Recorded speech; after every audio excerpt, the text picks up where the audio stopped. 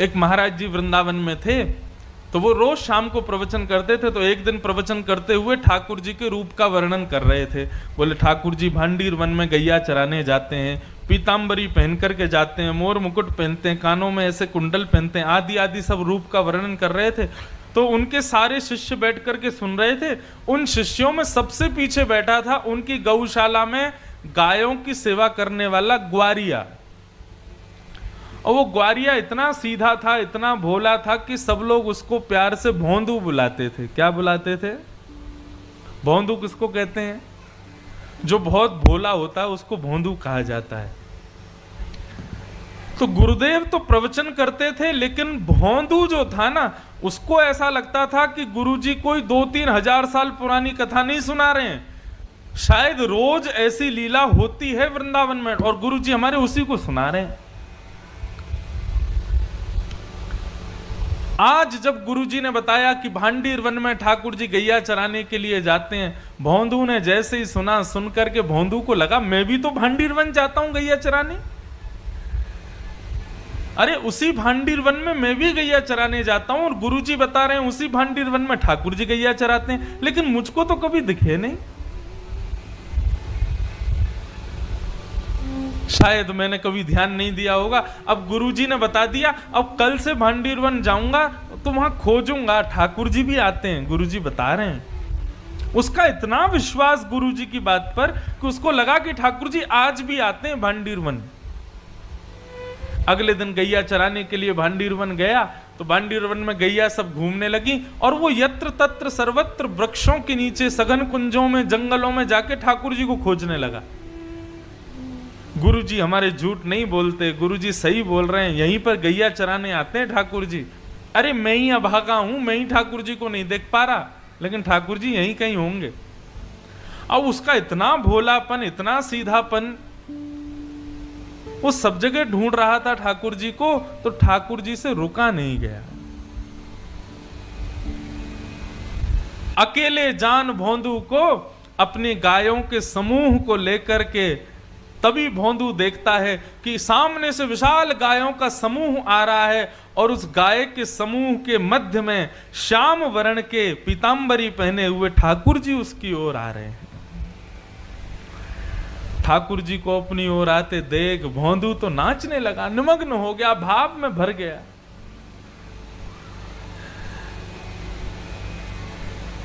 कटाक्ष नेत्र ठाकुर जी के, सुंदर कपोल, मधुर मुस्कान, घुंघराले केश, मोर मुकुट सिर पर, पीतांबरी पहने हुए, चंदन की सुगंधी महकते हुए ठाकुर जी गैया चराते हुए आ रहे हैं। भोंदू ने जैसे ही उसको देखा निमग्न हो गया।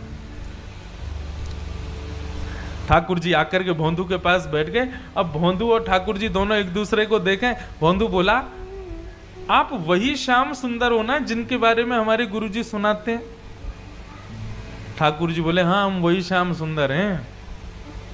बोले, अच्छा, हमारे गुरुजी आपके रूप का वर्णन करते हैं तो लगता है आप कितने सुंदर होंगे, लेकिन आज आपको देखकर के ऐसा लग रहा है कि हमारे गुरुजी जो बताते हैं उससे लाख गुना ज्यादा सुंदर हो आप।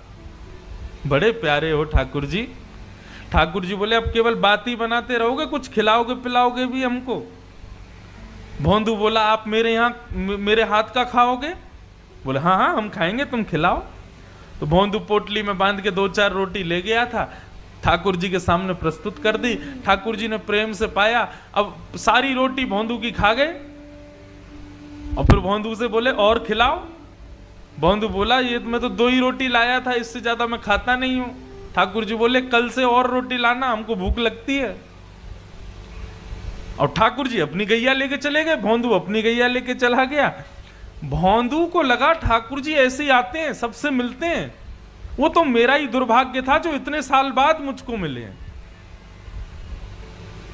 भोंदू ने आकर के किसी को कुछ नहीं बताया, उसने गुरुजी से भी कोई चर्चा नहीं की।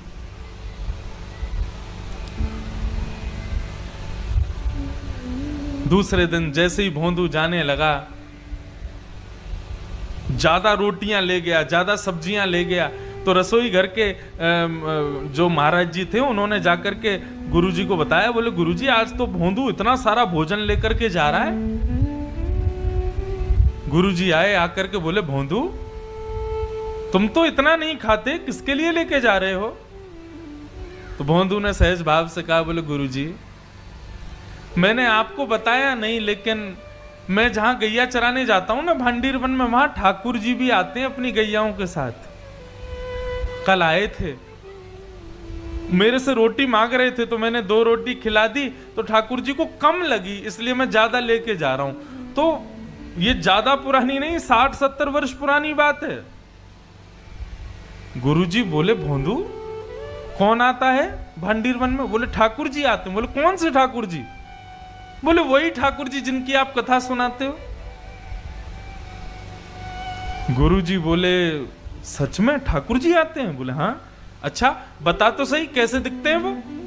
ऐसे कोई बालक मुकुट उकुट पहन के आ गया होगा, तुझको पागल बना रहा होगा? बोले नहीं गुरुजी मैं बताता हूं ना, बिल्कुल कमल जैसे उनके नेत्र हैं, जब वो मुस्कुराते हैं तो ऐसा लगता है मोतियों जैसे उनके दांत हैं, कानों में ऐसा कुंडल पहनते हैं, और गुरुजी सबसे बड़ी बात वे जब चलते हैं ना तो वो बाकी अदा से चलते हैं, और उनके पैर जब पृथ्वी पर पड़ते हैं ना, उसके बाद जब जैसे ही पैर हटाते हैं तो पृथ्वी पर एक अद्भुत सी सुगंधी सी उगने लगती है, एक अद्भुत सा दृश्य प्रकट हो जाता है पृथ्वी पर। पीली पीतांबरी पहनते हैं, चंदन की सुगंधी आती है। गुरुजी बहुत सुंदर लगते हैं ठाकुर जी। बंधुओं, जो सीधे लोग होते हैं ना वो झूठ नहीं बोलते, चतुर लोग झूठ बोलते हैं। गुरुजी ने मन में विचार किया, कोई और मुझसे कहता तो मैं मानता नहीं, लेकिन भोंदू इतना सीधा है, ये झूठ नहीं बोल सकता। भोंदू के मुख से ठाकुर जी के बारे में सुनकर के गुरुजी के नेत्र सजल हो गए, और वे कहने लगे भोंदू आज ठाकुर जी आएंगे मिलने के लिए? बोले हाँ आएंगे गुरुजी। तो बोले आज जब ठाकुर जी आए ना तो ठाकुर जी से कहना कि तुम्हारे गुरुजी ने उनको बुलाया, उनको यहां लेकर के आना, यदि आ जाएं तो। बोले अरे गुरुजी मैं लेके आऊं उनको? बोले हाँ तुम लेके आना। अब भोंदू को यहां भी ये लग रहा है कि गुरुकुल में इतने सारे चेले पढ़ते हैं गुरुजी के, मेरे से भी ज्यादा विद्वान चेले रहते हैं, गुरुजी किसी को भी कह सकते थे कि ठाकुर जी को ले आओ, लेकिन मुझसे ही क्यों कहा? उसको अब भी ये विश्वास नहीं हो रहा कि ठाकुर जी केवल उसी से मिलते हैं। उसको लगा सबसे ही मिलते होंगे, लेकिन गुरुजी ने मेरे को योग्य जान के मुझसे कहा कि ठाकुर जी को लेके आना। भोंदू तो नाचता गाता हुआ पहुंच गया भांडीर वन। जैसे ही ठाकुर जी आए, ठाकुर जी आके बोले अरे भैया भोंदू जल्दी रोटी खिला। अब भोंदू तो तैयारी करने लगा, पत्तल में रोटी रखने लगा, गुड़ रखने लगा, अचार रखने लगा, दही रखने लगा, और रखते रखते बोलने लगा ठाकुर जी आज एक प्रार्थना करूं? बोले हाँ बोलो। बोले हमारे गुरुजी आपसे मिलना चाहते हैं, आप हमारे साथ आज हमारे गुरुकुल चलोगे? ठाकुर जी बोले देख हम तेरे सखा हैं, तेरे मित्र हैं, तेरे गुरुजी से हमको कोई मतलब नहीं है। तुझसे मिलेंगे, तेरे संग बैठेंगे, तेरे संग खाएंगे, तेरे संग रहेंगे, लेकिन गुरुजी से नहीं मिलेंगे हम। चरण पकड़ लिए भोंदू ने, बोले वो मेरे गुरुजी हैं, मैं तो आपको जानता ही नहीं था, मैं तो इतने वर्षों से यहां गैया चराने आ रहा हूं, लेकिन मैंने कभी आपको देखा ही नहीं। गुरुजी ने बताया कि भांडीर वन आप आते हो गैया चराने, तभी तो मैंने आपको देखा।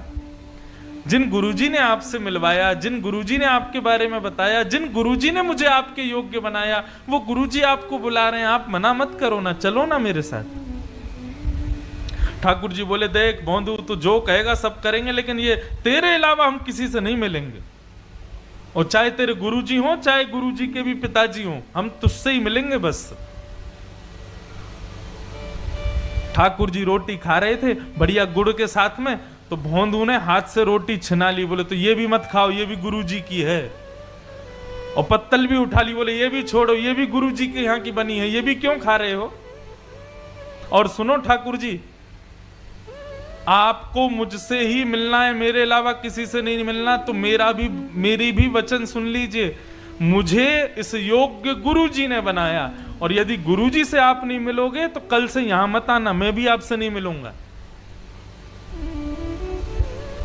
ठाकुर जी बोले तू अभी जानता नहीं है, बड़े बड़े लोग त्रिलोकीनाथ के दर्शन के लिए हिमालय पर जाके तपस्या करते हैं, तब जाके मेरा दर्शन मिलता है, और हम तेरे सामने इतनी सहजता से बैठे, तू कह रहा कल से मिलेगा नहीं।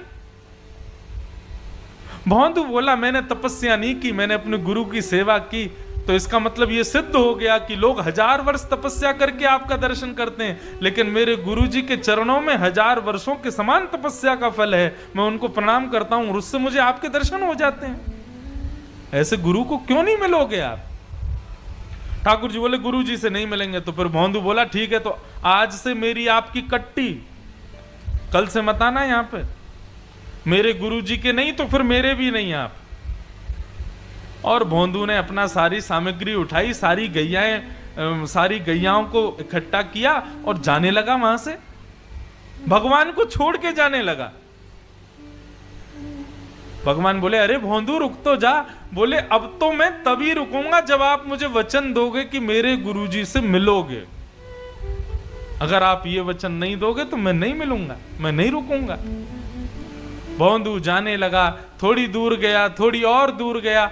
अब मानो जैसे कि हमारे श्याम सुंदर के त्रिलोकीनाथ की त्रिलोक की संपदा छूट रही हो। दौड़े भौंदू के पीछे और पीछे जाकर के भौंदू के कमर पर चढ़ गए ऊपर और बोले तू जहां जाएगा सब जगह जाएंगे, लेकिन तू छोड़ करके मत जा, ले चल अपने गुरुजी के पास में। और आज आश्रम में बैठे गुरुजी राह तक रहे थे कि भौंदू आ रहा होगा गैया लेकर के, तभी क्या देखते हैं असंख्य गायों का झुंड आ रहा है और उन असंख्य गायों के झुंड के बीच में भौंदू अपने कमर पर ठाकुर जी को उठा करके ला रहा है। ये दृश्य देखते ही जो गुरुजी थे वे तो मूर्छित हो गए, और जब होश में आया तो नंद नंदन को सामने देखा। उठते ही जैसे ही ठाकुर जी को देखा, ठाकुर जी को प्रणाम नहीं किया, पहले भौंदू को प्रणाम किया। बोले तेरी भक्ति को प्रणाम करता हूं भौंदू, तेरी इतनी सरलता, इतनी सहजता, इतनी कोमलता कि तेरा नाम भी कोई तेरे को नहीं बुलाता, सब तेरे को भौंदू भौंदू बुलाते, इतना सीधा है तू। आज तेरे वशीभूत होकर के त्रिलोकीनाथ मेरे आश्रम चल के आए। ये सत्य घटना है वृंदावन की।